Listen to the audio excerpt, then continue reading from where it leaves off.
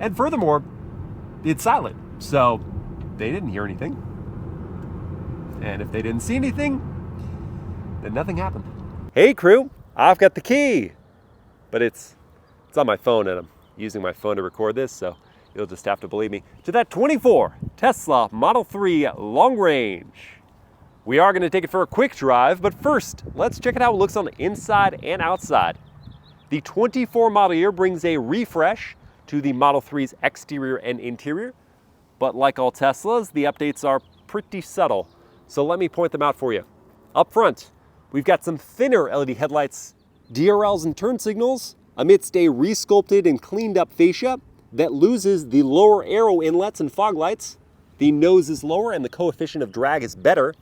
This one is painted in stealth gray. It's a new paint color that looks a lot like the graphite gray of the last model. At the side, you get a set of 18 or 19-inch wheels with updated aero caps on top of updated multi-spoke wheels. The profile is largely unchanged with the doors and windows coming off the last model, but with the lower nose and resculpted spoiler, it does look swoopier. At the back are redesigned LED taillights and turn signals that better integrate the trunk lid within them. The charge port door is still hidden just here in front of those taillights. And then down low is a resculpted lower bumper. And so I think the styling changes, while modest, do in fact improve upon the look of the outgoing Model 3, which was, to my eyes, the second best design from Tesla after the Model S. So my question for you is whether you agree with me, or whether you think they're going in the opposite direction, or if they're so subtle that you don't even notice them. Let me know in the comments, and let's check out the interior. Ooh, and one more thing to point out before hopping inside. On the exterior, I've noticed that the panel alignments and gaps are much tighter than they were on the previous models, and that's just a general quality control improvement. Opening up the door handle by pressing and then pulling, looking inside at this one-size-fits-all black leatherette interior with seat perforations and standard rear seat heating. On the doors, we've added ambient lighting here that extends to the front dashboard panel as well. The door panels are thicker and suede wrapped here on the Long Range. There's padding for your armrest, injection molding down low, one touch up down windows, and an upgraded 17 speaker sound system. It really hits. Stepping inside, behind my own seat at 6 feet tall.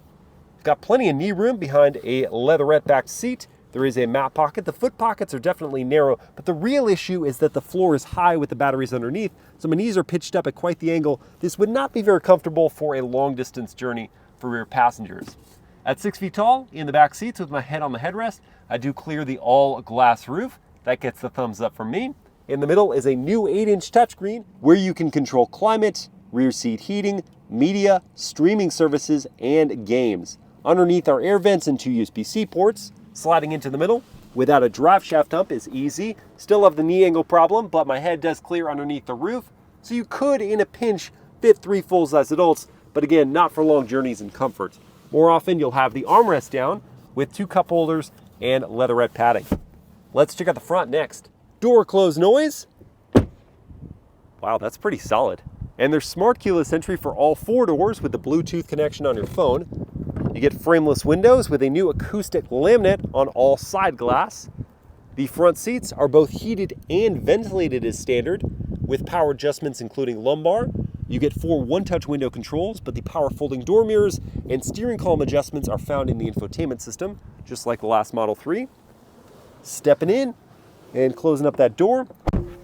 We've got a new flat-bottomed steering wheel design. Looks great and feels great in the hands. There are no more stalks on the Model 3, not for your turn signals, nor for your drive selections. The turn signals are buttons here on the wheel, and the drive selections are on the infotainment system, or as a backup here between the reading lights. The infotainment is still 15.4 inches, but with a thinner bezel surrounding it, so it looks larger on the dashboard.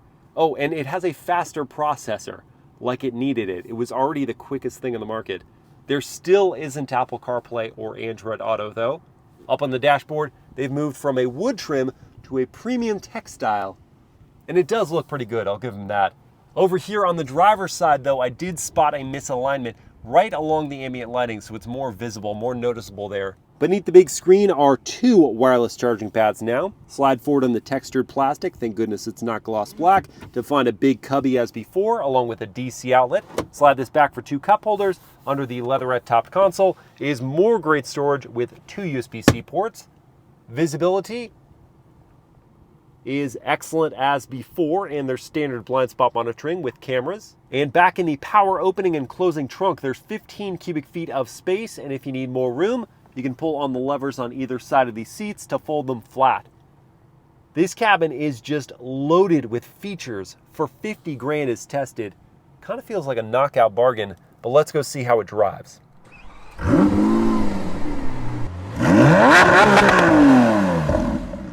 All right, let's fire it up, by which I mean let me put my foot on the brake. Now I can go into reverse or drive after I put on my seatbelt, of course, and say, hello, cabin crew. Thank you for joining me for this first drive in the 24 Tesla Model 3 Long Range All-Wheel Drive.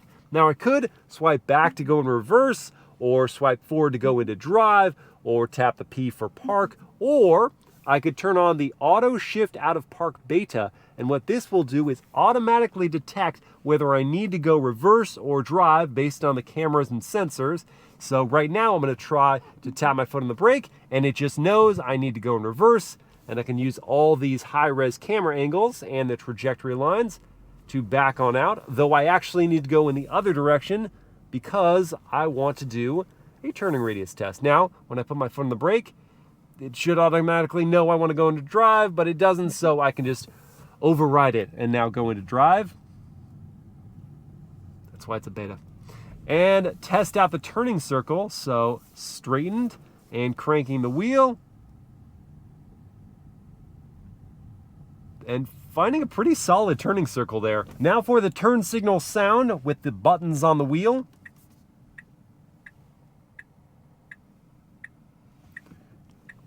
It's a little loud of a noise. Might want to turn that off if I was sitting at a light for a long time. What about the horn sound? It sounds so distant, so far away, like someone out there is using their horn. Certainly not me. We're turning to these button signals on the wheel for a minute. They've got haptic feedback. Ooh, surely a quad. They've got capacitive touch. So in theory, you should always know, like there, when the signal's been activated. But I find myself second guessing it a lot because, like what I just experienced will happen where the button will stick, or I've sworn I hit the perfect spot on the button pad to turn on or off the signal, but I've missed it. So having to look to the infotainment screen is a little more distracting than with a stock where you kind of always know. I mean, either it's in the, I said turn off. Either it's in the up position and you're going right, or it's in the down position and you're going left. It's just so basic, so intuitive. That thing wasn't broken. I understand the desire to declutter Tesla, but just don't fix it. It's fine. Now, one thing Tesla knew didn't need to be fixed was its dual motor setup. So we still have 2 electric motors, one at each axle, and an 84.6 kilowatt hour battery pack, giving us 394 horsepower and 377 pound-feet of torque. Right now I'm accessing that in the chill acceleration, which is giving me a little more pedal travel before it urgently picks up in the acceleration, though it is never, ever slow. This car always has a ton in the tank and delivered instantly with electric torque. You just get up to speed, and then the moment you pull off the throttle, there is that braking regeneration, which you can't ever really turn off. The only time the braking regen is either disabled or reduced is when the battery is near full capacity or is very, very cold. And in that situation, you can toggle on this feature to apply some friction braking automatically, so that if you're so used to regen braking, you don't go, well, why is it not slowing for me when you pull off the throttle? Speaking of useful features, let's say you were distracted while sitting in a light and it went green. Well, you just heard that chime, and that is to alert you that the light is green and you need to wake up from your reality and start going so the people behind you aren't terribly frustrated. With this new Model 3, they were keen to address the ride quality of the vehicle. So they've updated the suspension geometry and the rear subframe and the passive damping, all to improve your ride comfort. And as I go over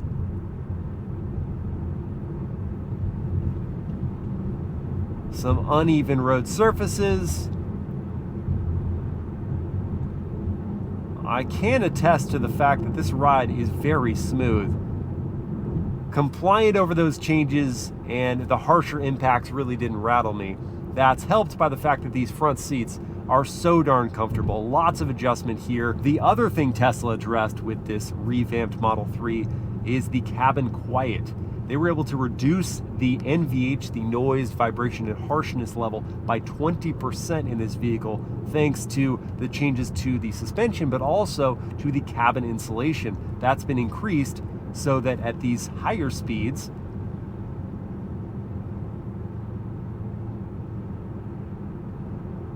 even with a loud motorcycle in front of me or a car passing by me, the wind and road noise is very, very minimal.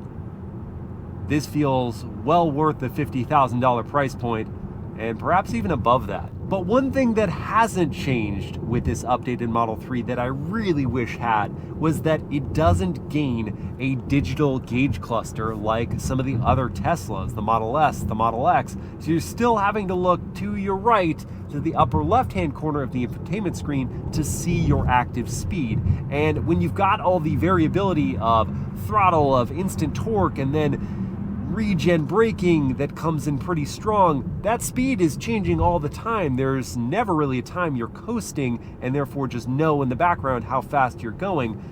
So it would be really nice if that was just right there in your peripherals, not an adjustment of the head to look over and, though mild, distract you. But if regulating your speed isn't really of concern, and in fact increasing it is more appealing, there is the standard acceleration mode, where the mid-range punch of this near 400 horsepower all-wheel drive model is considerable. The G-force pressing me back in the seat is no joke. Wow, yeah, and here's a time where you're thankful that regen braking can reduce that speed pretty quickly, because as soon as you pull off the throttle, if you pass by an officer, then you need to pretend like nothing's happened, then you might actually be back at the posted speed limit. And furthermore, it's silent, so they didn't hear anything. And if they didn't see anything, then nothing happened. Though if you're like me, you'd like to find out precisely what did happen. That's why I've got my race box set up to record this real-world 0 to 60 test. And there's 60 in 4.08 seconds. Charge! Get it? Because it's electric. Now the only question is whether the lateral moves can match the acceleration. And to that end, for 24, they've improved both the braking and the front axle responsiveness. So we'll see how that feels on these curves. It's definitely darty. In fact, the steering is, on the road, probably too sensitive, but here in a performance environment, it feels great. The friction brakes inspire some confidence, though it is a 4,000-pound sedan, so you have to be still a bit cautious and give yourself plenty of room. The pedal doesn't give out, I like that. And in this sports steering setting, there's some added heft that does actually translate to some communication, the buildup of resistance telling me how much grip I've got left, which admittedly is not a whole lot with these mild grade all seasons. The weight being nice and low does give it this planted feel as I rock through the curves. Not a whole lot of lean up top. You know, this is actually a good measure of fun, while keeping my expectations in check. By that I mean it doesn't have the hardware to be a real sports car, but it does have the tuning and layout to be both capable and entertaining. And I'll take that. Back to some practical matters now. The Model 3 Long Range is rated at 341 miles on a full 100% charge, but most days you're not going to bring it to 100%. That's just not great for the battery. So most often you'll get it to 80%, so you'll have around 300 miles. And that's going to be plenty for most people. And if you've got access to a level 2 charger, then getting it there overnight is not going to be an issue. If you don't, or if you need a supercharger for a longer trip, thankfully Tesla's supercharger network is excellent. It's the best. Though we'll see what happens to the availability and to the longer wait times for chargers when more automakers have jumped on that supercharger network bandwagon. But for now, at least in Southern California, they're readily available, and I jumped from less than 10% to 80% charge in like 25 minutes earlier today, so that was pretty great. And now as I wrap up my thoughts on this updated Tesla Model 3, I'm going to tap this button twice on the wheel to activate the Autopilot system for adaptive cruise control and steering assistance, which works fantastically.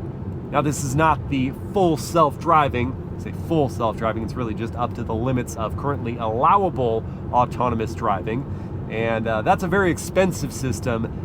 And honestly, unless you are really going on long distances and needing that system every single day, this works great. This has all the features I would need and allows me to keep my hands off the wheel for a very long time, while of course paying attention the entire time, and that's before it's gonna glow blue here on the screen and ask for some steering input.